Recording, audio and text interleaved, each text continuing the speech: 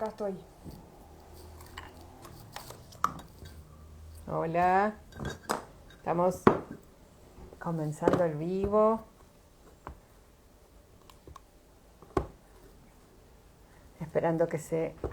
Lu, ahora cuando entres a Instagram te va a aparecer acá este circulito que dice vivo y te quedas ahí un ratito.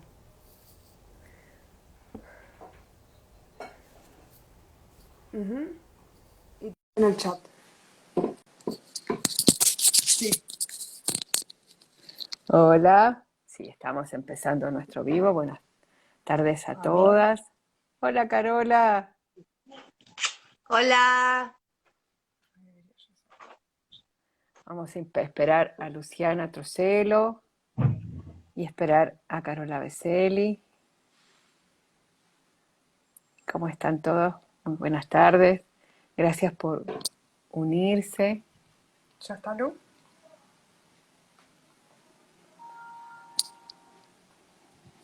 A ver, mostrame.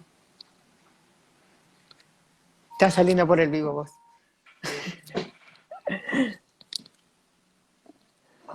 Estamos acá empezando nuestro vivo, ¿cómo están? Hola Rocío, ¿cómo estás? Estás hermosa, Carola, ¿cómo estás?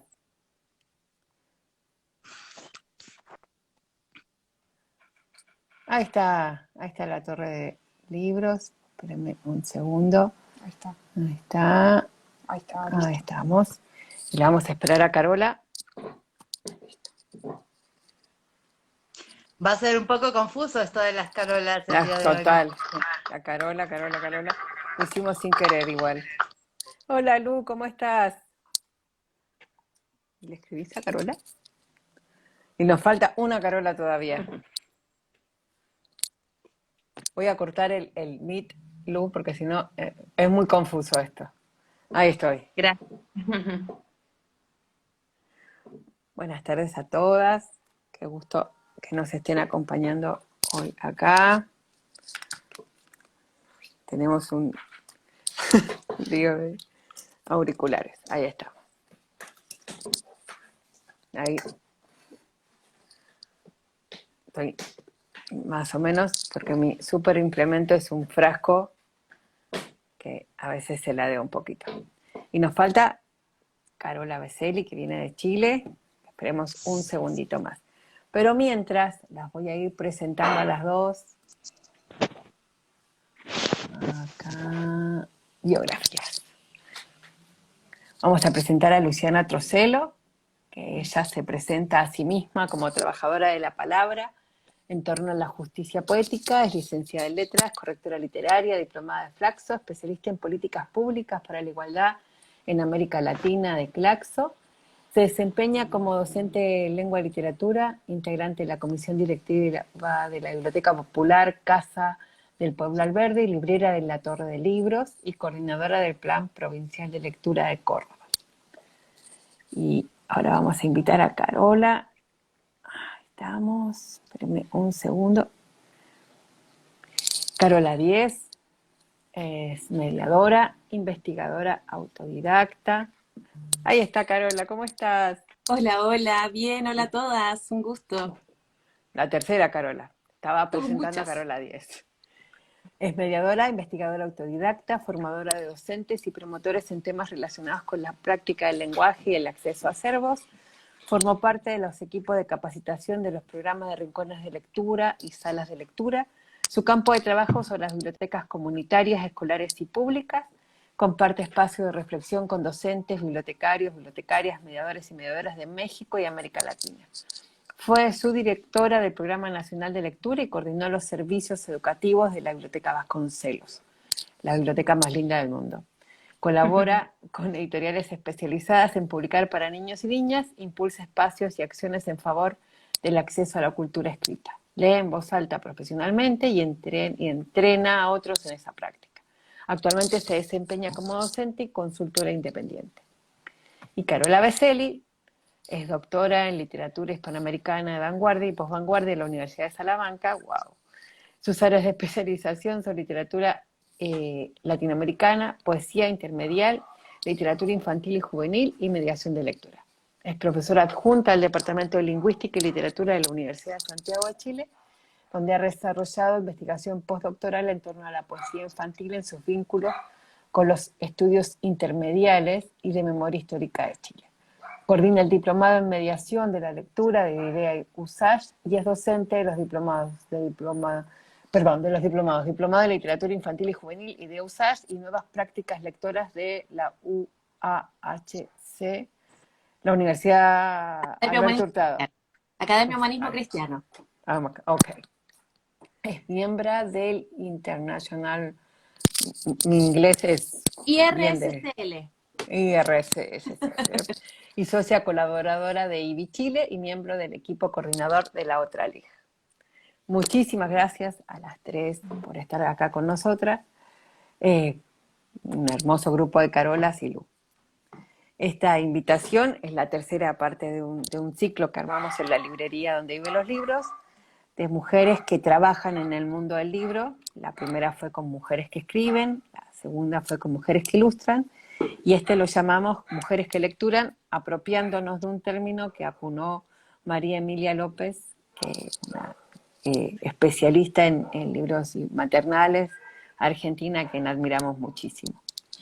Bueno, un gusto tenerlas a las tres, un gusto estar hoy, que además acaba de sancionarse en líneas generales en la Convención Constitucional de Chile, la primera parte de la norma que podría terminar siendo el derecho al aborto en Chile, y que estamos celebrando con mucha alegría, mucha alegría. Así es. Muchas buenas noticias por este lado de la cordillera. Sí, y muchas ganas de ir, Carola, Y nosotras de recibirte, así que ven ya. Muchas. Sí, mira que soy de esas migrantes que no se pasan extrañando, no, pero estoy ahí. Es que este Chile, Carola, es el tuyo. Tienes que venir, Sí. es el tuyo. Tengo muchísimas gracias. Sí, lo veía ahí al Boris abrazando a la Nona Fernández y a Rita Segato. Y a la Yoconda Belli, y a los niños y niñas de Chile. Una maravilla. Total. Lu, ya que te tengo acá, y que no te llamas Carola, así que vamos a empezar por vos. Luciana comparte conmigo el laburo como referente jurisdiccional de Córdoba y trabaja muy fuertemente en la apropiación de las políticas de lectura y escritura con los niños y con las niñas. Cuando yo pensaba este ciclo, una de las cosas que me salían todo el tiempo es qué cuestiones se espera de nosotras en estos trabajos que hacemos, ¿sí? Porque por un lado es un lugar natural, voy a hacer muchas comillas con los dedos para que no se malentienda, porque es natural que trabajemos con niños y niñas las mujeres, pero por otro lado no se espera que tengamos esta mirada tan crítica como yo sé que tenemos nosotras tres. O sea, sé que vos, que Carola y que Carola Celi somos muy críticas con el mundo de los libros de niños y niñas, que no nos comemos todos los sapos y que tenemos como una mirada en la que la selección de los materiales siempre está presente. ¿Vos cómo combatís desde el lugar en el que estás los prejuicios con los que tenés todo el tiempo que enfrentarte? También con esta idea, por ejemplo, que las docentes no leen, que los libros no se usan en las escuelas, y toda esa cantidad infinita de prejuicios que existen acerca de la lectura y la escuela. Bueno, buenas tardes a las 4, a las 3 digo, un placer estar acá. Soy una admiradora acérrima de donde viven los libros, así que estar un poquito acá adentro me genera mucha alegría, pero también mucha contención, ¿no? Porque es encontrarnos a compartir lo que podemos pensar juntas, con algunos puntos de encuentro, de desacuerdo, pero construir juntas, y eso ya es un motivo para celebrar. La verdad que cuando me invitaste, Caro, me empezó a funcionar un montón de cuestiones, de ideas, decir, bueno, de desnaturalizar cierta historia, decir, bueno, a ver, ¿por qué me dedico a esto? ¿De dónde surge? Y esta cuestión que vos acabas de decir, porque somos mujeres, trabajamos para las infancias, para las juventudes, claro, eso no es azaroso, eso es bien patriarcal, eh, estamos destinados a maternar según algunos, eh, y esa podría ser una respuesta. Ahora, en el ámbito profesional, sí me pasa que estas batallas, al menos los estudios, son bien profesionales, ¿no? Es decir, bueno, a ver, la docencia es una profesión, no es una vocación. La docencia, al ser una profesión, necesita una actualización permanente y una complejización. Entonces, más allá de mi condición biológica como mujer, más allá de mis genitales, yo decido ser una profesional que procura acercar a otras, que no es casualidad, también son mujeres las docentes, que también han decidido colaborar ni más ni menos que formar ciudadanas y ciudadanos con alguna que otra herramienta para salir al mundo lo menos sumiso, lo más libre posible. Entonces desde allí uno interpela al mercado y cuando lo hace, diciendo, caramba, recordemos las niñas, los niños, las niñas, los jóvenes, son sujetos de derecho y es la escuela el lugar que debe, estoy convencida, cuestionar a la lógica del consumo y del mercado, que los considera consumidores pasivos, pero sí uno se tiene que fortalecer mucho para poder argumentar esas críticas o esos posicionamientos. No solo por el hecho de decir no está bueno, no es de calidad o preferimos tal o cual estética, sino profesionalizarnos cada vez más para poder argumentar y para poder debatir, quizás dirimir alguna que otra decisión o interpelar alguna que otra inmiscuida del mercado en las políticas públicas, por ejemplo. Pero sí ya no desde un lugar maternal, de soy la seño o la profe que cuida a las infancias, ¿no? Soy una adulta, que puedo ser un adulto o una adulte que está pensando eh, en no subestimar a las infancias, en no subestimar a la profesión docente y, y bueno, ya correr la profesión docente del lado de lo maternal, ¿no? No es un modo más de maternar ser docente, no. Es una profesión que nos requiere una mirada atenta y bastante, no solo desprejuiciada, pero sino también como de alguna manera embanderadas en recordar derechos, en ponerle freno a ciertas lógicas de mercado, por ejemplo. Pero a vos te Pero sí me parece, parece que sí. porque vos decís algo que me parece fundamental, o sea, hay una cuestión de la necesidad de profesionalizar, ¿sí? Ujú. Porque una de las cuestiones que nos ocurre es que empezamos a juntar como si fueran fichitas, así como las fichitas, eh, diplomaturas, postítulos, maestrías, para ganar un lugar que de otra manera no sería natural, ¿sí? Y entonces combatimos en un punto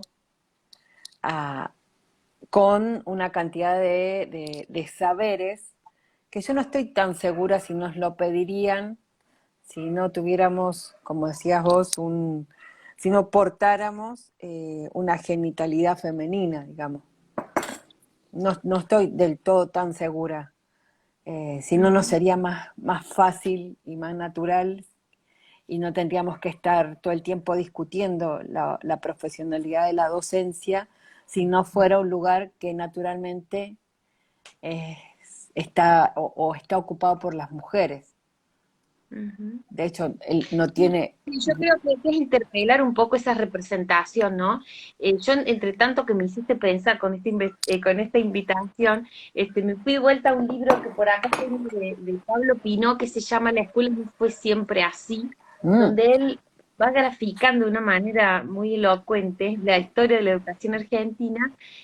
Y yo decía, bueno, a ver, ¿por qué las mujeres estamos en estos espacios? Es una lógica bien patriarcal que estemos en la educación.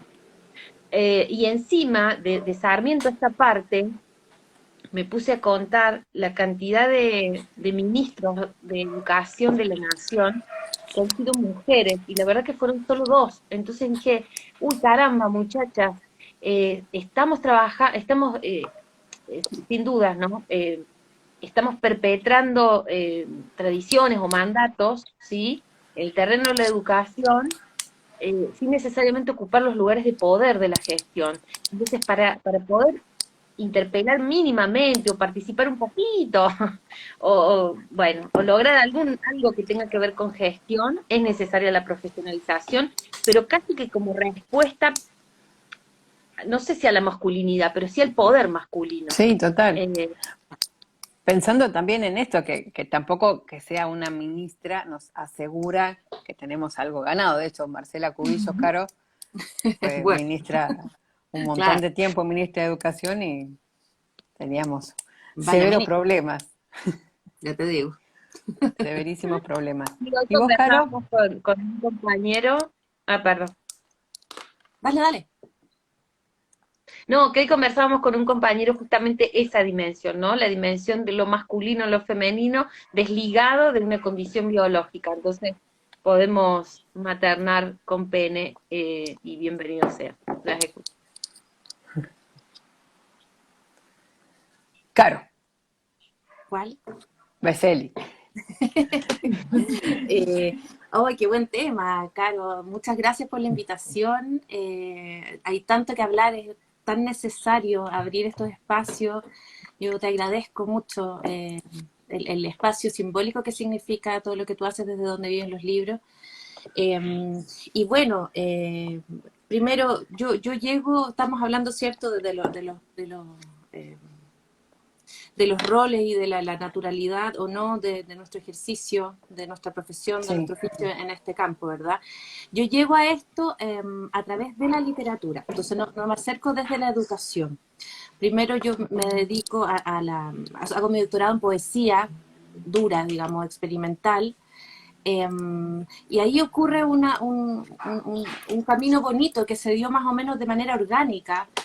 Una vez que yo defiendo mi tesis sobre poesía experimental de un maravilloso poeta chileno que aprovecho de mencionarlo, Juan Luis Martínez, neovanguardista chileno de los 70.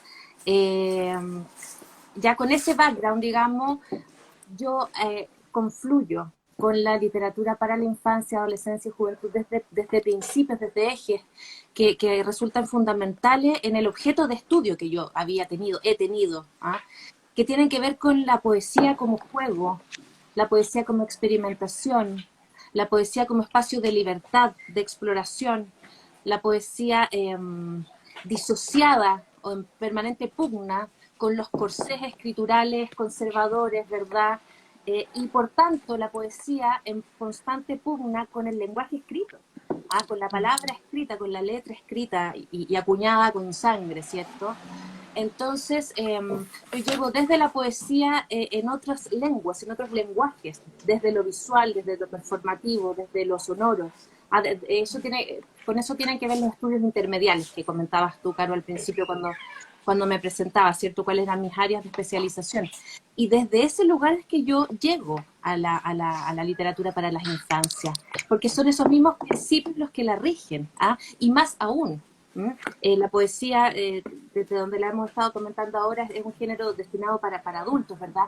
Pero las infancias son el momento, el espacio poético por excelencia, ¿no? En la historia de los individuos.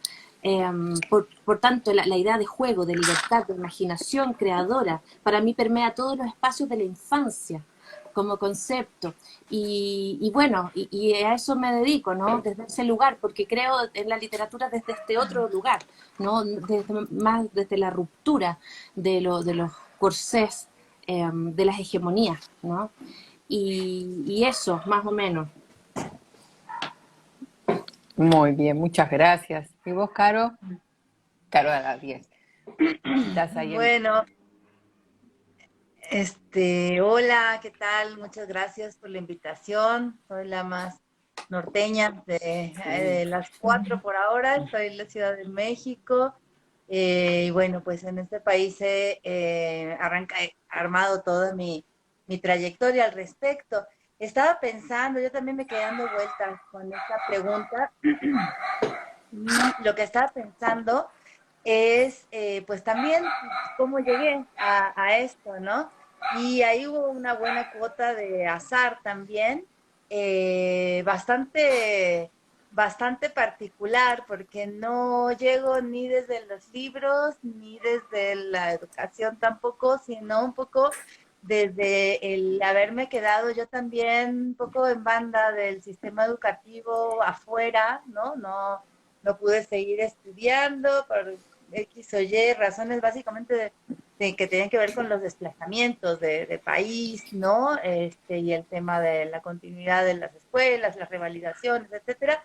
En un momento se hizo demasiado pesado y no seguí por ese camino. Y bueno, agarré como otros caminos bastante distintos a los habituales y por cuestiones que o sea, se pueden explicar de distintas formas, pero en mi primer acercamiento con esto que hoy se llama mediación o promoción, animación a la lectura o como se esté llamando ahora, fue hace ya bastantes añitos y fue una cosa muy de casualidad, de encuentros callejeros, ¿no? Yo no estudiaba, no tenía trabajo, era una niña total, ¿no? Y no tenía mucho tiempo por delante y mucha angustia también, muchas ganas de que me pasaran cosas. Y empecé a poder entablar relación con un par de chicos de la calle, chicos que estaban ahí en el entorno, lo nuevo al que me había mudado. Y a partir de cosas que tuvieron que ver con eso, fui regresando desde lo vivencial, ¿no? Es decir, desde empezar a sacar mis propios libros de cuando yo era chica, de empezar a acercarme a cosas que tenían que ver básicamente con las cosas que esta pequeña comunidad de niños que se fue haciendo más grande me fue acercando. Ahora pienso que si yo hubiera sido varón, ¿no? También hubiera habido un recelo muy grande por parte de la comunidad para que yo me pudiera acercar a los chicos. Entonces me puse a pensar en qué posición me ha colocado el hecho de ser mujer para hacer el trabajo que hago. Y bueno, mi trabajo podría hablar como de un par de frentes. El primero es en la capacitación a adultos. Yo trabajo básicamente con docentes, con bibliotecarias, también con chicos de pronto, pero mi trabajo lo he desarrollado más en el sentido de trabajar en esos encuentros, ¿no? En encontrar esto que tiene que pasar en forma indispensable entre el adulto y el libro para que después puedan pasar otras cosas o al mismo tiempo, pero trabajar un poco ese territorio. Yo vengo bailando en este ladrillo hace unos 25 años más o menos y me pregunto si yo fuera varón, si podría meterme o si querría o si en mi experiencia yo no he visto muchos ejemplos, algunos notables, pero algunos me ha costado ver ejemplos de compañeros varones que puedan, como sin un enorme trabajo personal, meterse a contactar con estas cuestiones que tienen que ver con los fenómenos que nos pasan en lo íntimo cuando leemos, ¿no? Que hay un punto de partida enorme para eso. Ahí pienso en eso. Y donde aquí ha sido como muy claramente una desventaja o algo que ha habido que remar un poquito más, ha sido en los espacios de repente de toma de decisión, ¿no? También me ha tocado estar como en puestos de gestión, en lugares donde había que resolver cosas y que tomar decisiones, ¿no? Y ahí la cosa era complicada en esas cosas íntimas, en lo micro, ¿no? En la cara que te ponían en una reunión, o si tus opiniones valían un poquito más, un poquito menos. Todo este como juego que vamos conociendo de los momentos de toma de decisión, ahí lo he sentido. Y después, por supuesto, pero creo que eso ni nos detenemos porque es algo tan común para todo el mundo que no sé si tiene muchas particularidades, más que nada con el tema de lo que está asociado a la maternidad, ¿no? los trabajos que precarizan al máximo el esfuerzo de uno y el tema maternidad. Pero lo miré por otro lado, ¿sabes? Me llevó a pensar en esta cuestión del vínculo, de cómo socialmente el vínculo está permitido a las mujeres y el trabajo que nosotros hacemos es un trabajo centrado en el vínculo. Por lo menos yo el mío lo comprendo así, ¿no? Y pensaba cómo he vivido esa situación, digamos, de cierta ventaja, por entrecomillar también, pero cómo he procurado trabajar esos vínculos desde la selección, por ejemplo, de los materiales con los que trabajo, que siempre me importa muchísimo mirar quiénes van a hablar en los libros, cómo van a hablar, qué van a decir, a qué cosas se van a aludir, etcétera. Entonces, bueno, nada, para resumir, yo vengo a esto desde el punto de vista un poco de la de buscar el acceso, ¿no? De abrir desde un lugar de poco acceso, abrir el acceso para mí y para los demás. Y me parece que oscuramente veo alguna cuestión con lo del vínculo. No sé, todavía no lo tengo muy claro, pero me lo vengo pensando. Si yo hubiera sido un varón, yo empecé haciendo un pequeño tallercito en mi casa, ¿no? Si hubiera sido un hombre solo, ¿no? Que trae a los niños que están en la calle a su casa en la tarde, no sé cómo hubiera funcionado distinto, hubiera tenido que ser diferente y no lo sé. Pero bueno, eso yo, Carola, gracias. Sí, es re interesante. O sea, las cosas que van saliendo es, por un lado tenemos una ventaja que también, como en todo dialécticamente, termina siendo un problema, porque también tenemos un tejado de vidrio en este trabajo, ¿sí? Este es un trabajo en el que en general podemos llegar hasta determinado nivel y que como nuestro laburo siempre es hacia los costados. Entonces, por ejemplo, pasa como con Luciana, que somos promotora, formadora de lectoras y lectores, librera, y son todas cuestiones que uno va haciendo en un mismo nivel, ¿sí? Eh, pero por otro lado, esto que decís vos del vínculo también es algo súper, súper interesante, Carola. Súper interesante, porque aparte yo pensaba en cada uno de los lugares que ocupan ustedes tres. Por ejemplo, todo el laburo que hizo Carola en la parte de educación de la Vasconcelos, que fue un laburo impresionante. Lo que hace Carola desde las diplomaturas. En Chile, además, en general las diplomaturas son súper caras y no están casi o sea, casi nadie puede llegar a hacerlas porque son muy caras. Y las diplomaturas que hace Carola son en general las más baratas, donde ellos, digamos, cobran mucho menos quienes dan clases para poder bajarle el honorario lo que cuesta la matrícula, porque son realmente muy, muy, muy carísimas. Y Luciana, que está en una de las jurisdicciones más grandes de Argentina, donde además las diferencias sociales son también súper profundas. Entonces trabajamos en la Vasconcelo, para quienes no conocen,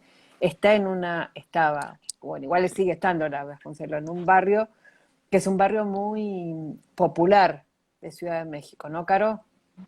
Sí, sí, la Vasconcelos está en un lugar muy populoso, muy céntrico y lleno de movimiento y bueno, y al mismo tiempo es una cosa con alcances, o fue un proyecto con alcances mucho más lejanos, pero sí, sí, ahí estamos, ¿no? Como siempre en esa frontera también de la mediación es mediar no entre los libros y las personas, es mediar entre un montón de otras cosas, es mediar Sí. entre oralidad y escritura, y es mediar entre tu lenguaje y el otro, y es mediar entre una clase socioeconómica y otra, y entre unos referentes lingüísticos y otros, y entre unas susceptibilidades y unas heridas añejas que son de un color de un lado y de otro color en otro. Entonces, un poco yo he ido entendiendo también ese trabajo de la mediación en una forma mucho más amplia de lo que lo entendía cuando empecé, ¿no? Obviamente en todo esto. Y sí, claro, ahora la Vasconcelos está cerrada, pero bueno, de pronto no todo el mundo sabe, es una biblioteca enormemente grande y que tuvo un periodo como de 2013 a 2018 donde pues justo hubo la voluntad y la vocación de abrirse y de llegar, ¿no? Y de poder realmente conectar y sacarle el juguito para el cual había sido hecho. Sí, y abrir la biblioteca a la comunidad también. Quisiera agregar una idea a raíz de lo que Sí, estaban conversando, Carlos. sí, Que además en el mundo en que yo me desenvuelvo, que es, digamos, la academia, ¿ah? Es un mundo sumamente masculino, es tremendamente patriarcal, ¿verdad? Y entonces ya uno de entrada se complejiza el lugar de una, en tanto que mujer, ¿verdad? En este lugar, en el cual, y ahí retomo algo que tú lanzabas antes, Caro, el tema de la colección de pergaminos, ¿verdad? Un poco la idea de que yo debo validarme como académica según cierto parámetro, exigencias que tienen que ver con cierta periodicidad en las publicaciones, cierto tipo de publicaciones, con cierto estándar. ¿Ah? Entonces, es un juego bien difícil, ¿verdad? Por un lado, legitimarnos como mujeres en la academia, punto uno, y luego, y aquí está el juego que nosotras como colectivo, nosotres como colectivo La Otra Liga, al cual yo pertenezco también, es una de las luchas que damos, digamos, como académicos dedicados a este objeto de estudio, ¿no? Que es la literatura para la infancia, adolescencia y juventud, legitimar esto como un objeto de estudio válido dentro de la academia, ¿verdad? Porque los nos estamos libros para niños y niñas como un objeto válido. de estudio, exacto. ¿Por qué? Sí, ¿Qué pasa? Que es súper menospreciado, ¿verdad? Es menospreciado, no es percibido o legitimado como literatura con mayúscula, sino que tiene, bueno, como dice Andrueto, ¿no? Una literatura con adjetivo, ¿cierto? Es la literatura infantil. Y lo infantil conlleva cierto tufillo, ¿verdad? De minorización. María Delia Díaz Roner también habla de la minorización, ¿verdad? De esta literatura menor, ¿no? Y la necesidad de llevarla, hacerla, difundirla como literatura mayor de edad, ¿verdad? Entonces también es un camino doblemente difícil, marginal para una, instalada en este lugar, ¿verdad? De, por un lado, seguir el camino de productividad exigido para les académicas, sobre todo cuando somos madres. Yo tengo una de 2 meses y medio y uno de 5, y 2 meses. realmente 2 meses y uno de 5 años, y realmente la productividad es años luz diferente a la que podría tener un colega varón, ¿no? ¿Verdad? Mucho más lento, mucho más difícil. Y por otro lado, además, ¿no? En este artículo que tú mandas a esta revista súper consagrada en la cual debes publicar para seguir, ¿no? Manteniéndote en este rubro, tienen que reconocer, tienes que partir tu artículo argumentando por qué es válida como literatura, por qué deben aceptármela en vez de mandarme, rechazarme elegantemente y mandarme a una revista de educación, ¿ah? Una revista de otros ámbitos que para ellos tienen más relación con la literatura para las infancias. Entonces aquí la defensa de que la literatura para las infancias es literatura propiamente tal, de calidad, no, que requiere ser estudiado con también la seriedad académica con la que se estudian todas las otras literaturas, ¿no? ¿Verdad? Como si yo estudiara Siglo de Oro español, ¿verdad? Pero no voy a ser recibida del mismo modo, por lo tanto necesito sobreargumentar, ¿verdad? Y de alguna forma irnos, y nos hemos ido haciendo un lugar súper importante, ¿no? Y en Chile somos un grupo de personas, ¿verdad? Que varios que estamos en esto. Macarena García también ha cimentado el camino de manera excepcional, ¿verdad? En esto de entrar a la academia desde la LIG, que a su vez, ¿no? El hecho de subestimar la literatura para las infancias habla de una subestimación de las infancias como grupo humano, ¿no? Es una subalternidad más dentro de este sistema de hegemonía de clase, etnia, género, en la clase de edad, es una más, ¿no? Entonces, ahí estamos ahí en la lucha, y tratando también de no disociar la mediación y la democratización de los conocimientos que uno está produciendo por su trabajo. Y de ahí es que generamos también mucho trabajo gratuito desde la otra LIG, charlas, lo más que se pueda, digamos, seminarios abiertos, para, en el entendido de que todo este discurso no se disuelve si es que nosotros no nos encargamos de democratizar y de llegar al territorio, con lo que estamos haciendo. Totalmente. Pensaba primero en cómo les queda el término mediación, cómo se van a... Porque a mí me pasa que ese término ya no me cae tan bien, ¿sí? No, creo que en un punto me gusta más formadores o adultos facilitadores, como dice eh, Dime. Ay, Chambers. Chambers, gracias. Sí, adultos facilitadores creo que me queda mucho mejor. Y por otro lado, ¿cómo vamos pensando el campo? ¿Cómo vamos trabajando en el campo? ¿Cómo vamos abriendo espacio y cómo vamos pensando, por ejemplo, rompiendo nuestras propias barreras? Esto, por ejemplo, de que los chicos y las chicas más grandes puedan acceder a libros que sean con más ilustración que los libros que normalmente les llegan, y entonces empezar a trabajar con libro álbum con los jóvenes. Carola tiene un hermosísimo taller que se llama Mirar Libritos, en donde ella elige un tema y busca libros alrededor de ese tema, que muchas veces llegás de lugares re raros, ¿no, Caro? Sí, sí, es una iniciativa que es también colaborativa. Podemos buscar temas o otras cosas, o formatos, o orientaciones, distintos ejes. Y la idea es poner un acervo de base y que la gente invitada también traiga material como así como un picnic para compartir un rato y se dan cosas muy ricas y es un formato de trabajo sumamente horizontal y al mismo tiempo sumamente enriquecedor también, ¿no?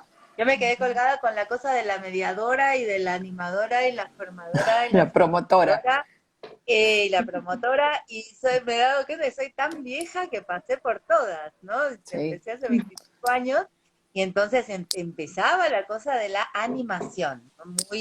Muy pensado en esta cosa de hacer divertido un momento de por sí amargo, ¿no? Y una cuestión muy de ir empujando una práctica, con todos los tintes que venía, porque todavía se venía de algo anterior que en México se llamaba el fomento El de la fomento, lectura. claro. Sí, en Fomento. Chile también se llama Era como fomento. fomento, es una palabra vieja, ¿no? Como de muchos, muchos años. Después vino la animación. Después empezó a entrar, ahí es donde el mercado se empieza a afilar los colmillos, ¿no? Por ahí en los años 90, que empieza a abrirse en México mucho más el asunto. Y entonces aparece la figura del promotor, o de la promotora, pero más ligado a una persona que va adelante con el impulso de una editorial, ¿no? Empiezan a aparecer las ferias de libro especializadas, la extinta Filish de México aparece también, etcétera. Entonces el promotora, empieza a ganar un montón de terreno y pasamos a eso. Después empezamos a estar todos un poco, sobre todo quienes estaban más ligados a la educación, incómodos con esa asociación de la promoción en este sentido, y pasamos al tema de formadores de lectores o formadoras de lectores, pero también se empieza a poner muy difícil, porque eso de formar un lector, bueno, como te explico, no es una cosa que se diga en 4 palabras en qué consiste, ¿no? Y bueno, aparece todo ese término de la mediación, tomado totalmente de la antropología y que además no es lindo, no es cómodo, pero por lo menos es guango, como decimos en México, es amplio, ¿no? No tiene costura, no te aprieta porque te puede caber mucho ahí adentro. Pero por lo mismo que es tan impreciso, a veces no deja definir. Yo creo que hemos ido caminando con las décadas en irnos nombrando y que esa manera de nombrarnos también ha ido respondiendo a cómo se ha ido moviendo nuestro trabajo en función de las circunstancias, ¿no? Entonces yo por ahora, no, yo nunca he estado muy cómoda con ninguna de las denominaciones, creo que es un trabajo muy fluido, fluyente, ¿no? Muy líquido, que además está pues condenado a dejar de existir como tal, ¿no? Más bien Ojalá. un poco, y porque un poco la cuestión es que cada vez tienen menos sentido para mí las iniciativas que son únicamente de lectura porque sí, sin ninguna otra conexión con el mundo de alrededor. Y ojo, obviamente no estoy hablando de que solo las cuestiones utilitarias tengan valor como acción, nada de eso, sino que he visto hemos visto pasar tantas cosas que no tienen un contexto, que no tienen una pertinencia, que obedecen mucho más a las expectativas de la persona que propone y olvidan por completo a las expectativas de la persona que va a estar ahí recibiendo, ¿no? Entonces, pues nada, yo por ahora no me ha aparecido en el horizonte nada mejor que mediadora por ahora, pero siempre abierta, ¿no? Y siempre buscando, y estoy segura que no nos vamos a quedar en esto, que pronto nos estaremos llamando de maneras distintas, pero también va a seguir cambiando. ¿Y vos, Sí, Lu? yo pienso, en realidad tratando de hilar un poquito lo que decían las dos caros, a ver, así como desde la academia uno debe, como esto que decía ella, batallar por la legitimidad de la ley, dentro del ámbito educativo, el primer prejuicio es que si uno se dedica a la literatura infantil y juvenil, eh, tranquiliza, ¿sí? Por cierta representación, ¿no? Uno va a trabajar con algo que a quién se le ocurriría cuestionar. Va a hacer el bien a las infancias, va a hacer el bien a las juventudes.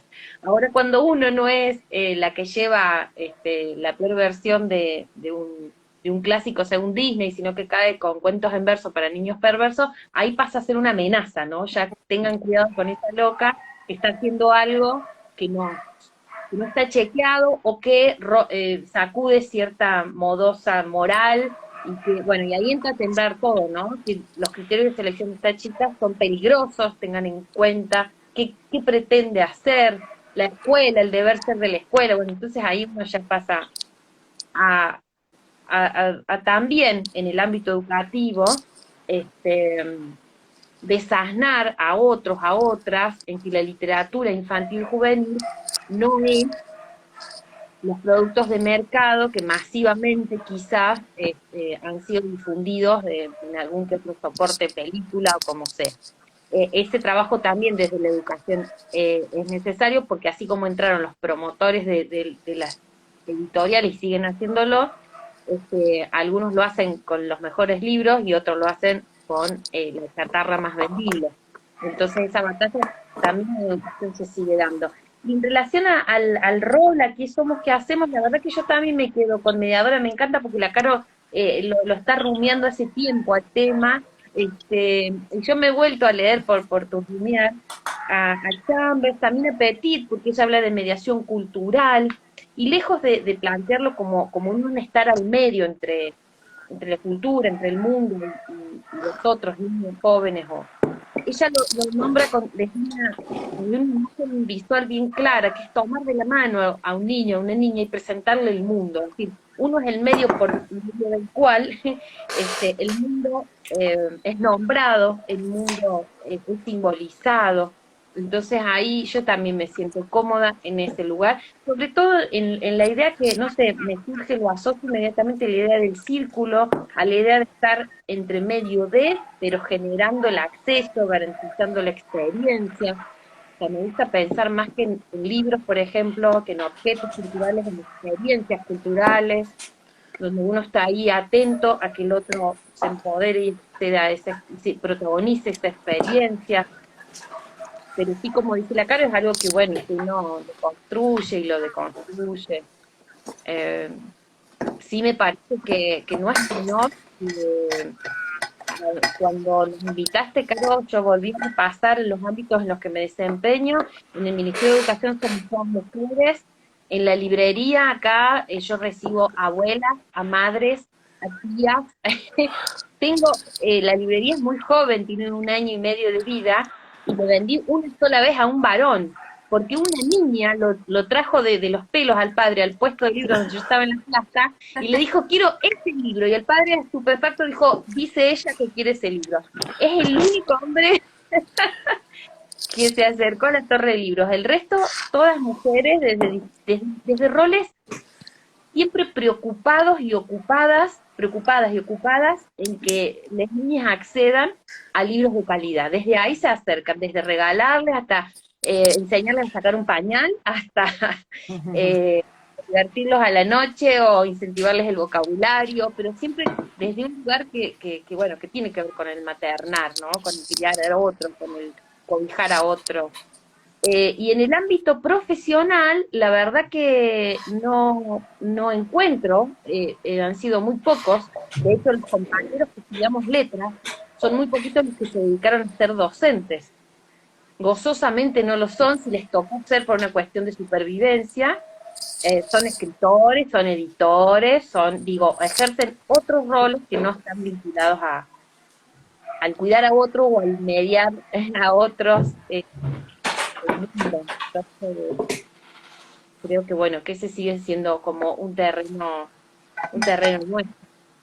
De hecho, pensando en alguna lectura, no, inmediatamente para compartir hoy, fui a Mujeres, Artes y Oficios de la Tía Andreto con Silvia Varey, dos minas, que hablan de mujeres, de artes y de oficios.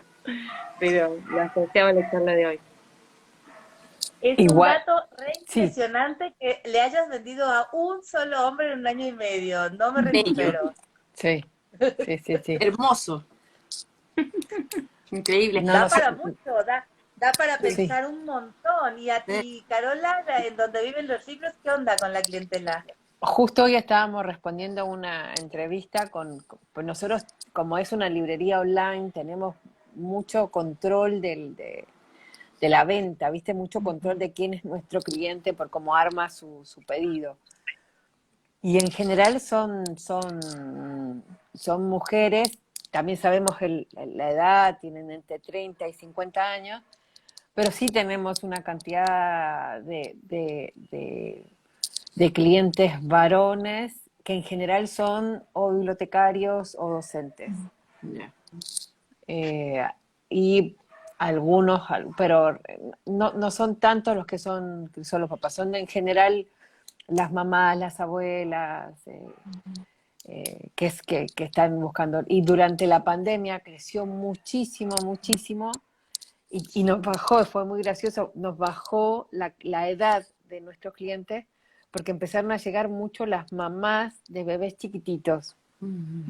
Y ahí fue cuando fue la explosión de los libros de bebés, que fue como, no sé, agosto de 2020 a enero de 2021, fue como increíble la cantidad de venta de libros para bebés. También tenía que ver con que estábamos todos encerrados, con que los bebés estaban encerrados en su casa, con que las familias estaban por primera vez en contacto con los libros y las mamás que tenían un poco más de tiempo. Fue súper interesante para revisar eso. Y yo la miro porque acá está Javi que me hace que sí, que sí. Y yo pensaba también en el acceso. Cómo trabajamos cada una de nosotras en el acceso, cómo ponemos a disposición, cómo por ejemplo, Luciana con la defensa irrestricta de las políticas públicas de lectura, con Caro trabajando en los diplomados para que los docentes y las docentes puedan también saber y tengan herramientas para trabajar con los libros, con Carola, que está todo el tiempo dando charlas y formando docentes en México, y trabajando con las salas de lectura, que son como las bibliotecas populares acá en Argentina. ¿Cómo pensamos el acceso? ¿Cómo ayudamos a los niños y a las niñas a tener acceso a los libros? Yo quisiera retomar eso, pero también retomar lo que estaban comentando antes sobre las conceptualizaciones de mediación, que es súper interesante. Y yo creo que una de las primeras cosas que valoro de que estemos entre mujeres es esa capacidad constante de problematizarlo, los conceptos, ¿verdad? Y no establecer el compartimiento estanco y ponerle la etiqueta y pasar al siguiente tema. Es decir, esto fluye, esto es dinámico. ¿Ah? Carola 10 ocupaba el concepto de líquido, ¿cierto? Por lo tanto, nuestro propio espíritu de problematizar el concepto ya está hablando de una mirada que tenemos al respecto. Y por cierto que todo debe ser problematizable, y eso es una de las cosas que también desde la academia intentamos pujar, ¿no? Ir problematizando los conceptos, discutiéndolos, ¿verdad? Y eventualmente también, bueno, yo en cuanto a las categorías, hasta ahora mediación también es la que más me ha ido acomodando de momento, ¿verdad? Pero todo va a tener que ver también con una evolución, una transformación de los paradigmas lectores. Y cómo eso se relacionan también con los paradigmas de la cultura, ¿cierto? Y a mí hasta ahora me ha acomodado mediación más que fomento, ciertamente, y otras nociones, porque tiene precisamente que ver con la democratización, ¿verdad? Tiene que ver con una mirada de la lectura, y aquí retomo el título que escogiste, Caro, que se lo robamos, ¿cierto?, a María Emilia López, pero que también lo ocupa Irene Vallejo, ¿no? La idea de lecturar, ¿verdad? Porque ya estamos atendiendo al acto de leer no solamente como una decodificación unidireccional de letras, ¿verdad? Escritas, ¿cierto? Estamos atendiendo por lecturar toda una forma de aproximarnos al material de lectura desde otros lugares. Estamos leyendo mientras cantamos, mientras arrullamos a un bebé, estamos leyendo, ¿verdad? Estamos dando de leer desde los afectos, desde las subjetividades. Lecturar conlleva, y lo dice López, ¿no? La mezcla entre la palabra leer y amar, ¿verdad? Ella habla de lo subjetivo, de los afectos. Entonces, parándonos desde ese paradigma del lecturar, ¿no? Asumiendo que los afectos, el cuerpo habla, el cuerpo se lee, las ilustraciones se leen, la música se lee, ¿verdad? El mundo, Michel Petit, se lee, ¿cierto? Cuando nos paramos en ese lugar también entendemos la cultura, la sociedad, desde un lugar más amoroso, más afectuoso, y también desde los sentidos. Y creo que hay mucho de los principios femeninos, no creo que sea mujer y hombre, pero no es casual, ¿verdad? De que lo subjetivo y lo afectivo sean algo que se está legitimando aquí, ¿verdad? Desde el concepto de mediación. Y ahora la pregunta tuya, Caro, que cómo trabajamos en el acceso, al menos en mi caso, desde la lecturar, ¿verdad?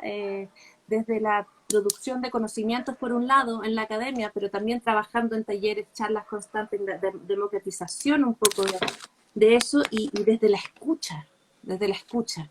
Yo creo que eso es muy importante también, trabajar con las comunidades, validando y legitimando también que la mediación es una praxis ancestral.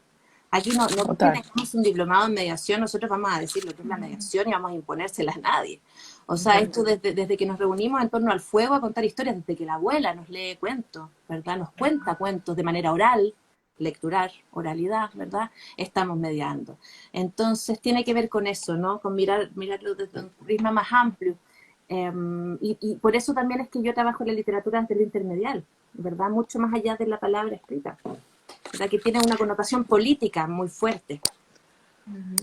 Porque es un trabajo político. Una cosa, el texto lecturar de María Emilia López, si todos ponen en el Google lecturar y ponen Jardín LAC, les va a aparecer. Ahí sí está en PDF.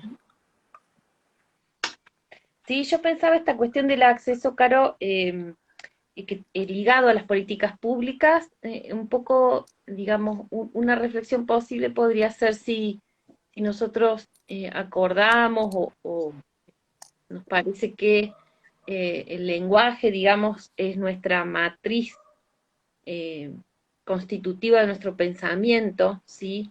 Y la educación de los pueblos y la libertad de los pueblos va a estar ligado a que ese lenguaje esté nutrido o no lo esté, y que la nutrición de ese lenguaje esté ligado al consumo o no, o a la participación en experiencias culturales, o a la lectura de objetos culturales que no dejan de ser objetos de mercado, pues ahí es el Estado el que debe garantizar que pertenecer a cierta clase social no sea una condena a un lenguaje no nutrido, por decirlo de una manera, sin por supuesto, digamos, encorsetar ni caer en una estigmatización, ¿no? Pero decir que somos sujetos de experiencias que están vinculadas a objetos culturales, que si es por una condición de clase, podemos estar condenados a no acceder. Entonces, sí, desde las bibliotecas populares, que también son políticas públicas, o al menos celebramos que CONAVIP exista como comisión que nos protege, los planes nacionales y provinciales de lectura, las compras del Estado, no solo en la difusión del soporte papel, sino en soporte audiovisual, en soporte audio, en soporte digital. Creo que en términos de democracia, es necesario continuar esa militancia porque estamos en Latinoamérica, porque la desigualdad es horrorosa y porque hay una inmensa mayoría de niñas, niños y jóvenes que necesitan que nosotras traccionemos para que ese acceso se garantice. Por supuesto, sin que signifique la liberación de los derechos ni la entrega del trabajo intelectual, eh, sino todo lo contrario, de un Estado que preserve el trabajo intelectual, que nutra, digamos, que eso pueda seguir existiendo, pero que también la ciudadanía que no tenga plata para comprar un buen libro acceda en la escuela o acceda en su biblioteca popular. Me parece que eso tampoco lo tenemos que naturalizar, porque cuando esas políticas se interrumpieron, se interrumpieron. Entonces tampoco hay que naturalizar que se interrumpieron. Sí, sí. Y cuando a eso vuelva a suceder, ojalá que no pase, seguiremos ahí resistiendo, ¿sí? Pero es un derecho adquirido como ciudadanos, como ciudadanas, que debemos seguir bregando. Eso. Sí. Caro, ¿cómo van las políticas públicas de lectura en México? Bueno, excelente mi pregunta, ya me respondiste. Perdón. Muy bien, muy bien. No, justo estaba pensando cómo estructuraba la intervención Por para... eso. Sí, Ante estudios efectivamente, tenés que decirme. justo con lo que estaba rematando Luciana, pensaba cómo es posible lograr incluso unos avances impresionantes y poner marca y avanzar. Este tema del acceso, yo creo que es el tema central de mi trabajo. Para eso trabajo básicamente desde el principio y pude también así como ir haciendo ir desmenuzando durante mucho tiempo todo ese camino que va de la disponibilidad al acceso, ¿no? Y es una trampa muy importante, ¿no? Todo lo que hay entre la disponibilidad y el acceso es una tarea enorme y es la tarea de la mediación, ¿no? Entre decir, toma, ahí están los libros, ahí van a las bibliotecas, hasta decir, bueno, pasó algo con esto, se incorporó de esta manera, sucedió. Hay un montón, pero un montón de trabajo, ¿no? Y bueno, concretamente yo creo que en mi caso lo he podido desarrollar bastante desde el punto de vista de ir trabajando la selección como un mecanismo privilegiado para bloquear o ampliar el acceso, ¿no? Desde qué tipo de materiales van a una colección, por qué esos materiales, por qué al lado de por qué salió este y entró qué otras posibilidades hay, bueno, todo esto desde muchos escalas y niveles. Desde el tallercito de mirar libritos, donde es el reto de decir cada mes, escucha, a ver, tengo que hacer, me voy a echar uno sobre lo salvaje, ¿no? Entonces, ¿cómo elijo libros sobre lo salvaje, por dónde empieza, etcétera? Pero bueno, eso es una cosa como casi personal, un divertimento, una cosa pequeña, ¿no? Pero en los tiempos, por ejemplo, que me tocó trabajar en el Programa Nacional de Lectura, se trataba de ver una selección para millones de aulas, ¿no? Y creo que ahí los aportes fueron enormes en el sentido de que se diseñó una política de selección de acervo que a mí me parece que era una cosa acabadísima, que difícilmente se ha como logrado en ese volumen, en esas dimensiones y en ese grado de limpieza, digamos, ¿no? O de posibilidad de llegar a todos los eslabones, un trabajo así, ¿no? En la última selección que pudimos hacer, un poco siguiendo este modelo, que además era progresivo, iba en aumento, la idea era que año con año muchas más personas pudieran sumarse a la voz de esta selección. Pero el cómo, o sea, el desarrollar el cómo se iba a trabajar esto fue un reto magnífico, ¿no? Pues en las últimas selecciones que hicimos con esto ya había varias decenas de miles de personas participando anualmente en el asunto, ¿no? Y bueno, se truncó, como un montón de otras cosas se truncaron ya hace bastante tiempo. Y bueno, nada, las políticas públicas de lectura en México entraron en una especie de limbo, ¿no? Después de haber venido a la baja en los últimos años del régimen anterior, digamos antes del 2018, venía ya deteriorándose mucho después de haber tenido unas políticas, pues a mí me parece sólidas, ejemplares en muchos aspectos, pioneras, y en este momento tenemos un desmantelamiento casi absoluto de lo que fueran las instancias de promoción del libro y la lectura, especialmente para niños, ¿no?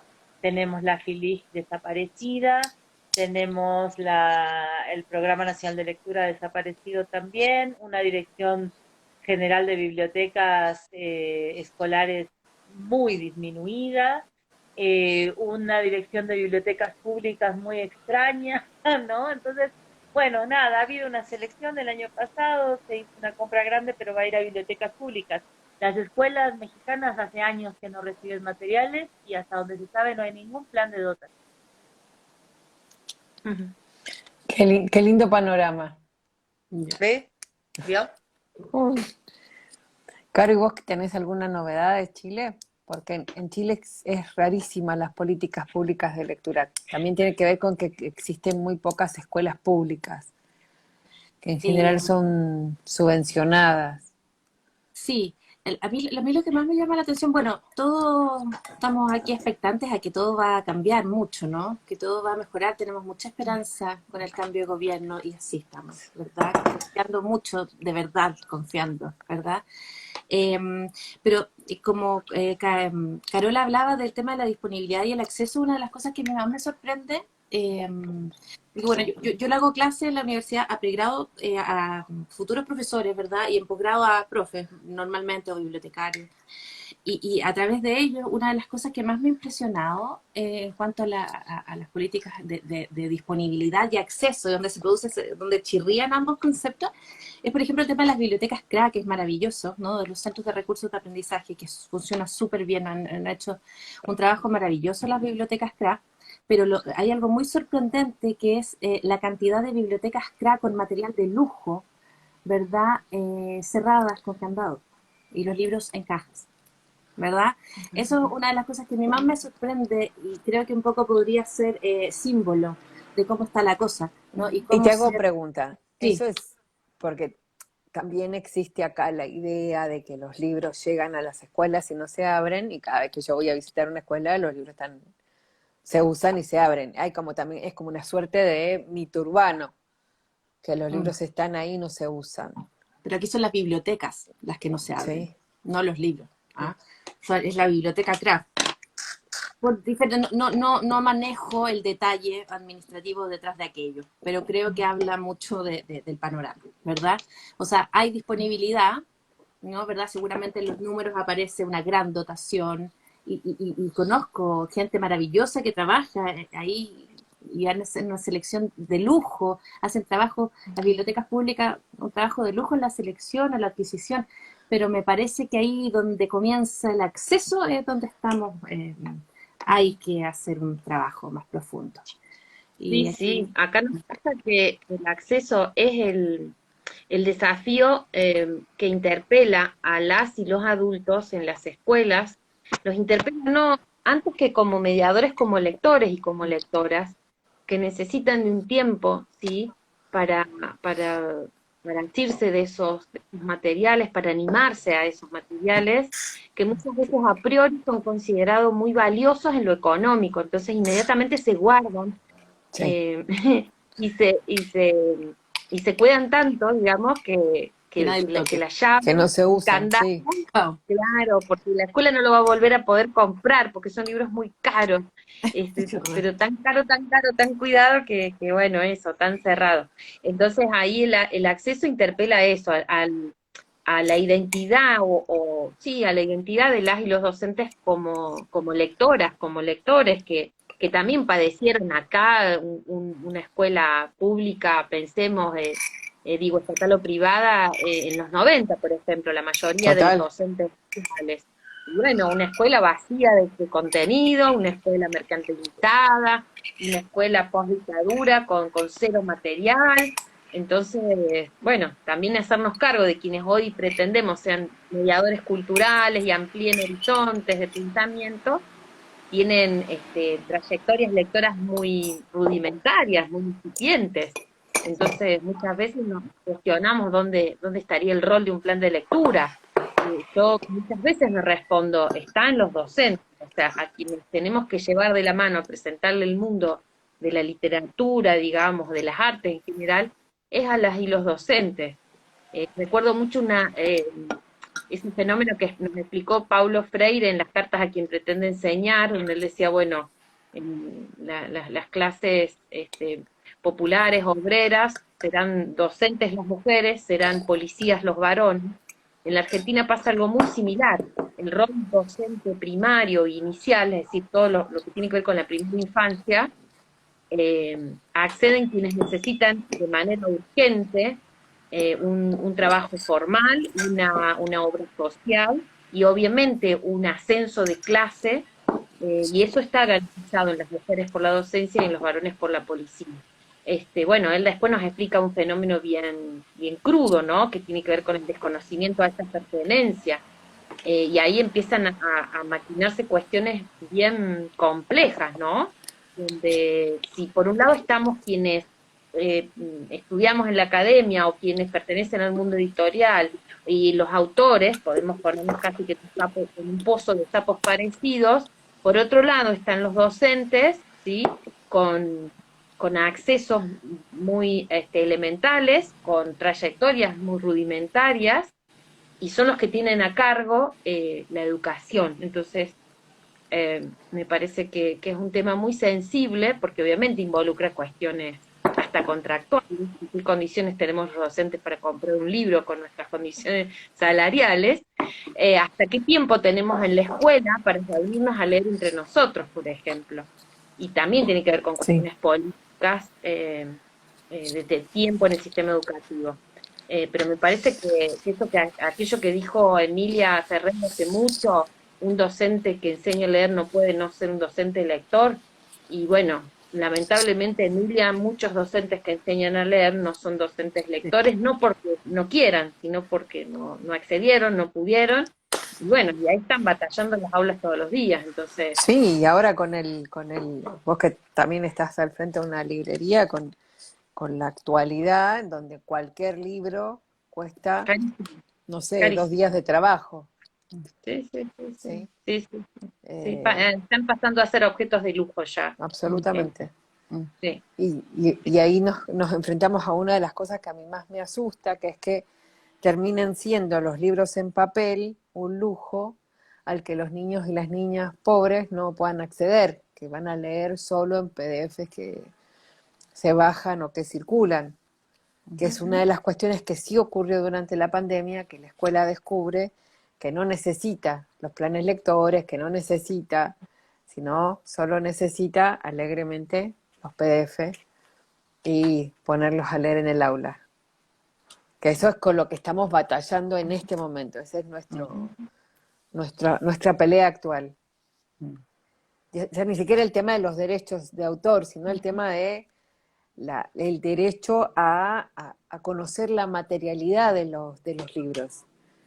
Y cuestiones muy básicas, como que un libro álbum tiene que circular en papel porque es una experiencia donde el formato de la página también está dado como parte performática de la experiencia del libro álbum. Experiencia física, es lo que hablábamos antes. Totalmente. El acto también, incluso como tú ocupas el espacio, como tocas el objeto, ¿verdad? Cómo das vuelta a las páginas, cómo lo hueles, todo tiene que ver, en este caso, con el cuerpo, ¿verdad? Y es súper importante, y claro, mucho más, no, fue conveniente en su minuto lo otro, y tampoco se trata de ser apocalíptica y estar en contra de la... Yo apocalíptica soy, Carola, todo el tiempo. Bueno, algo tenemos, pero no lo diremos.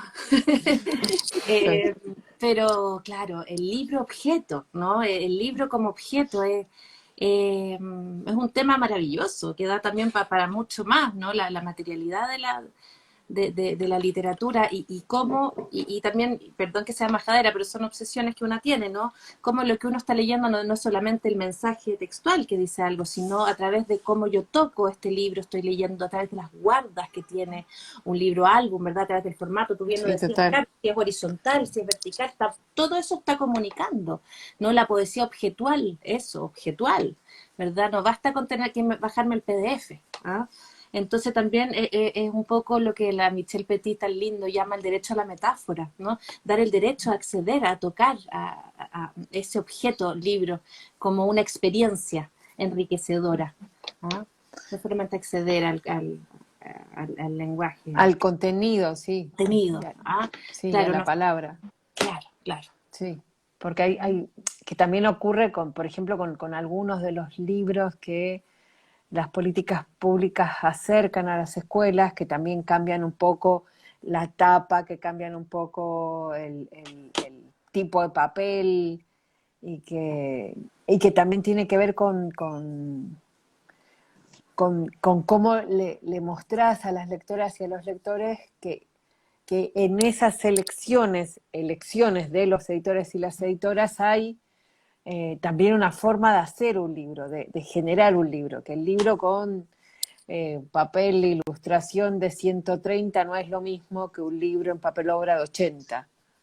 Además que ninguno de los dos hay ahora porque hay una escasez de papel mortal. Eso te iba a decir, hay una crisis del papel aparte.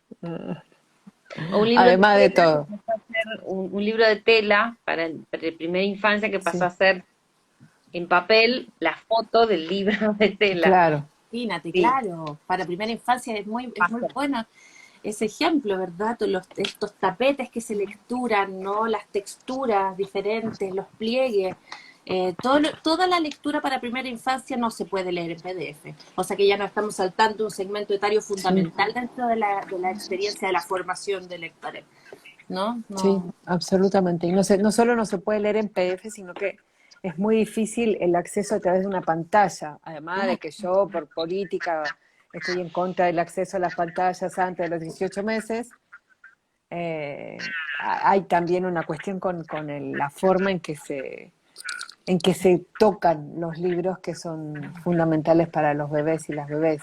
Claro, claro. Y también como tenemos, por lo menos le debe pasar también a Lu, de tener que explicarle a todo el mundo que esos libros que salen carísimos tienen que ser de hoja dura y tapadura porque tienen que ser cartones y van a estar a disposición de los bebés. Tienen que morderse y chupetearse, ¿no es cierto? Obvio, Total. hacele.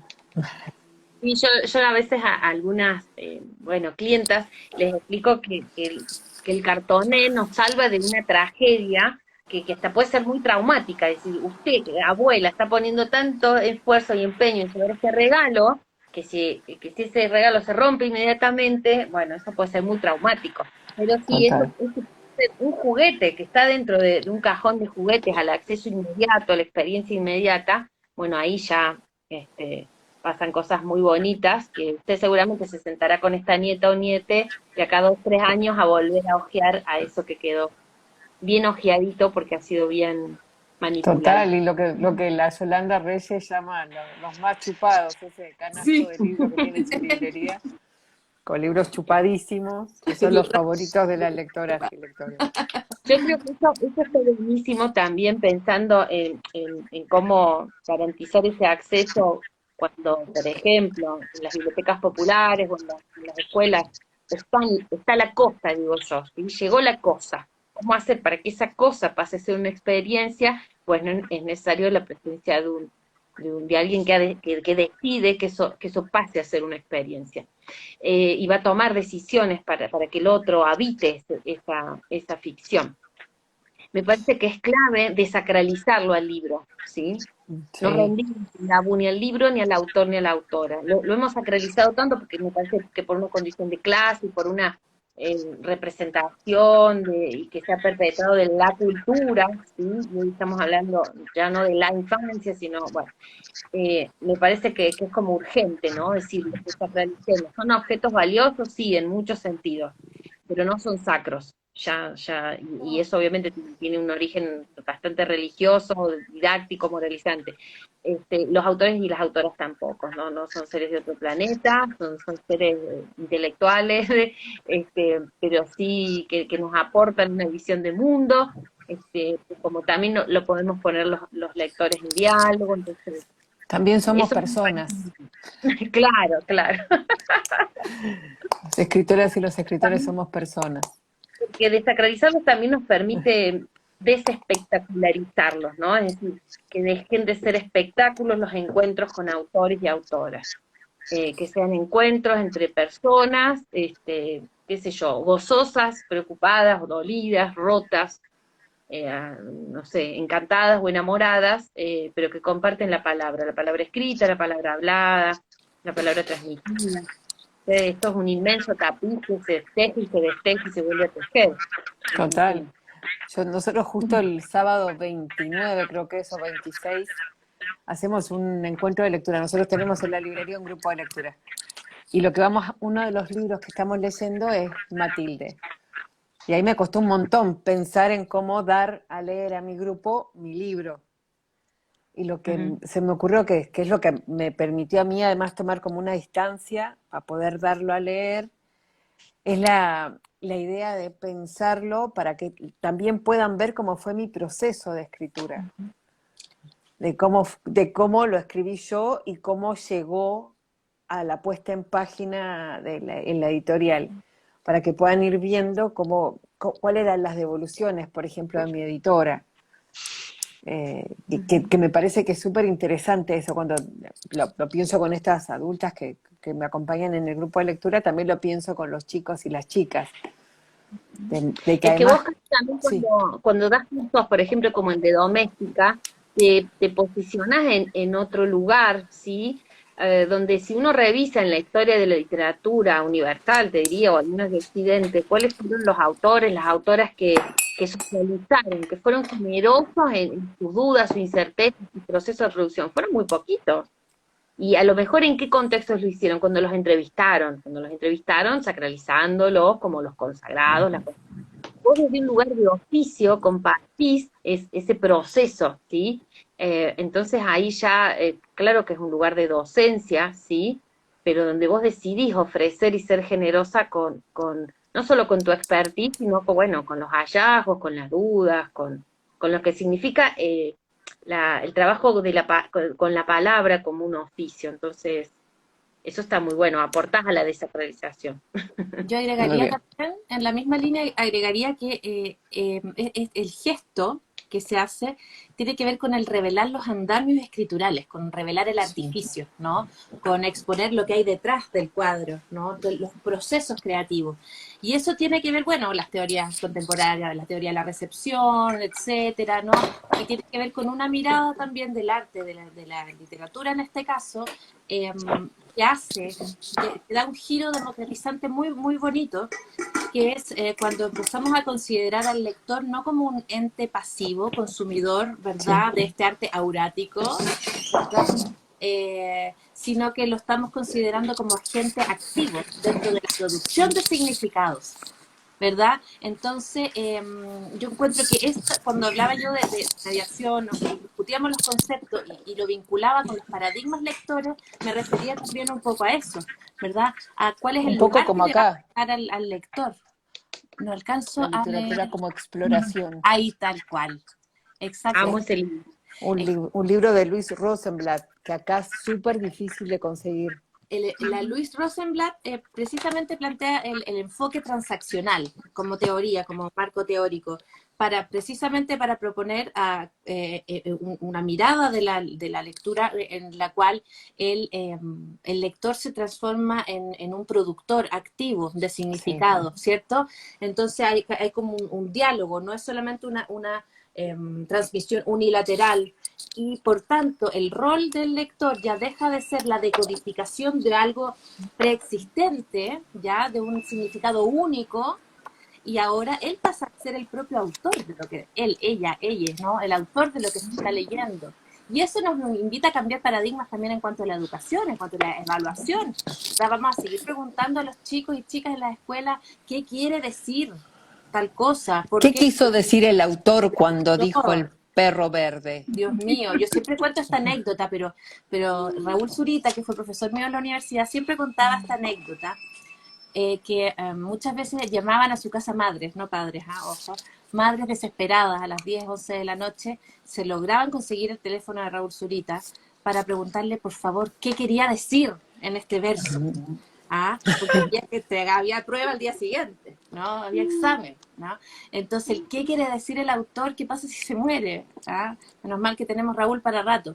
Pero quiero decir, claro, hay una mirada del lector que hay que reivindicar, que hay que legitimar. Y este enfoque transaccional, ¿no? Esta mirada, este revelar el artificio, ¿verdad? Que haces tú, Caro, en el gesto de mostrar los procesos creativos, es muy importante en cuanto a la mediación, ¿no?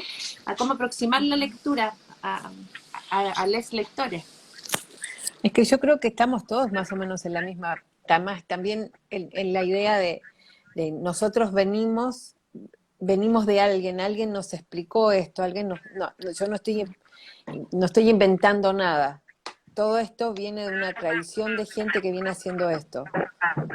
Que eso yo creo que una de las cosas más interesantes. Por ejemplo, mientras yo hablo con Carola y en quien pienso es en María Elvira Charria, a quien aprovecho de saludar y después le mando la... Alguno de los micrófonos se está acoplando. ¿Lo escuchan ustedes? ¿O lo escucho solo yo, que tengo problemitas? ¿Está bien? Escuchaba, apagué el mío por las dudas. Dale. Ahí está. Y acá me están haciendo así, porque llevamos exactamente 1 hora y 20 hablando sin darnos ni cuenta. ¡Qué charlatana! Como mujeres. Sí, somos todas iguales. Somos todas iguales. Pero antes de irnos, me encantaría que le dejáramos a las y los mediadores que van a ver esto en algún otro momento o que van a encontrarlo en el YouTube, algunas referencias para que puedan empezar a encontrar material. Uno, por ejemplo, es este libro de Rosenblatt, La literatura como exploración. Dijimos también el libro de Michel Petit. ¿Cuál es el de Michel Petit que vos nombraste varias veces? La Michel Petit podríamos, el de los jóvenes, ¿cómo se llama? El de los jóvenes y la lectura. Espérame. Déjame buscar el nombre exacto. Nuevos acercamientos. Nuevos acercamientos a los jóvenes y a la lectura, tal cual. Exacto. Y yo podría recomendar también este que tengo aquí. Sí, el de la Macarena, que es muy buen libro. Sí, que lo publicó hace poquito Macarena García, también académica chilena dedicada a estos temas, que se llama Enseñando a sentir, repertorios éticos en la ficción infantil. Es un conjunto de ensayos muy, muy interesantes de investigaciones en torno a todo lo que hemos estado hablando y más. Sí. Tiene un súper interesante artículo sobre la imposición a las niñas de que sean espectaculares, que está muy, muy, muy interesante. Y toca un montón de temas muy, muy, muy, muy interesantes. Súper recomendado. Bueno, recomiendo un libro que mencionó una de las Caros, a nuestra querida María Teresa Andrueto, que vive acá en Córdoba, vivimos cerquita, las dos en la sierra, hacia una literatura sin adjetivos que mencionó Caro. Y la verdad que es un texto sobre el que uno vuelve mucho porque es bastante ecléctico las ponencias que nos ponen. Entonces Tere nos acerca reflexiones bien incisivas sobre el oficio de mirar, sobre los adjetivos dados a la literatura con esta necesidad de cosificarla y estamentarla con rótulos. Pero también, por ejemplo, un texto que hallé hace poquito de vuelta y que tenía que ver con algo que necesitaba escribir y pensar, que tiene que ver con las prácticas de escritura vinculadas a la lectura y con las prácticas de oralidad, ¿no? Entonces nos dimos cuenta que hay como un camino sinuoso o poco profundizado sobre la oralidad y sobre la escritura en todas sus dimensiones, y sin mucho más en términos de lectura. Y la verdad que acá Tere tiene un texto sobre, ya les voy a decir exactamente cómo se llama, pero que tiene que ver con la escritura dentro del ámbito de la escuela, y se llama Escribir en la escuela. Se los recomiendo especialmente ese texto. Sí, hay otro libro de la Tere, también en Comunicarte, que es sobre la escritura, es un taller de escritura que tiene ella. Y hay un libro de la Tere en Fondo de Cultura Económica, en este Espacios para la Lectura, que se llama, que no me acuerdo, creo que es la lectura de otra revolución, que tiene un súper interesante artículo que se llama El derecho a la dificultad. El elogio de la dificultad. El elogio de la dificultad. Que es sobre la dificultad de leer. Que es la dificultad de leer literatura, todo el trabajo que implica la literatura, que no está ligada a, por ejemplo, a la cuestión maratónica del tiempo, ¿sí? Y asociemos ese término a ese fenómeno de mercado en la Argentina, que es la maratón. Y la Tere ahí lo que, bueno, nos invita a pensar de que sí, joder, es complejo la literatura, es difícil formar lectores literarios, se trata de un trabajo arduo, lejos está de un goce liviano, que bueno, ya mucho de eso habló Montes, pero es un articulazo. Acá está el taller de escritura creativa, que es de Andrueto y Sidone. Y uno más, el de Andrueto también, un libro hermoso que se llama Resistencia, que habla mucho de lo que yo he hablado, de lo que he comentado. Más, si lo buscan en Google, si ponen Resistencia, María Teresa Andrueto, les va a aparecer el PDF que yo lo subí a mi Drive, que está puesto en el... Y aprovecho de hacerme autobombo hay un libro que acabo hace muy poquito de publicar, que se llama Una llave, un mar, un puente, que está publicado por la Biblioteca Nacional del Perú, que también si ponen Una llave, un mar, un puente, les va a aparecer y es para descargar gratuita. ¿Y vos, Caro, tenés alguno que nos quieras aconsejar leer? Bueno, pues yo vuelvo a Graciela Montes, estoy como en un regreso de su voz, de haberla leído hace muchos años, siempre acompañando, y ahora volviendo. Y también una de las voces que hace un par de años ya acompaña con mucha fuerza y para quedarnos como en las interlocutoras, aunque no hayan estado presentes en esta charla, pues es María Emilia López, ¿no? También a mí me parece una de las voces que con más claridad echan luz sobre este asunto, y además me gusta mucho esta manera de mantenerse siempre en una línea que va como entre el rigor y lo poético, y que es una colocación fascinante para entrarle a las cosas. Y nada, buscar esa perspectiva estética mezclada con la perspectiva social, política, educativa y etcétera. Totalmente. Y bueno, queridas amigas, muchísimas gracias por este vivo, muchísimas gracias por toda la conversación. Fue hermoso tenerlas a las tres juntas. Para mí, en algún momento hay que juntarnos físicamente, porque la verdad podríamos hablar 28 años más o menos. Podríamos seguir. Totalmente. Porque además tenemos formaciones que se acompañan súper bien, que terminarían ahí hacer algo re interesante, re entretenido. Gracias. Gracias, Caro. Gracias, Lu. Gracias, Carola. Qué lindo verte. Gracias a ti, Caro, por la invitación. Muy lindo verte. Con mucho cariño y cariño a ustedes dos. Un gusto conocerlas. Sí, unas ganas de ver a la Oli. Ay, tan pequeña. Pero aquí está el Damián mientras. Hola, mi amor. Lu, un gusto. Caro, increíble verlas. Nos vemos. Muchísimas gracias. Gracias. Súper bien. Abrazos. Adiós. Chao. Chao.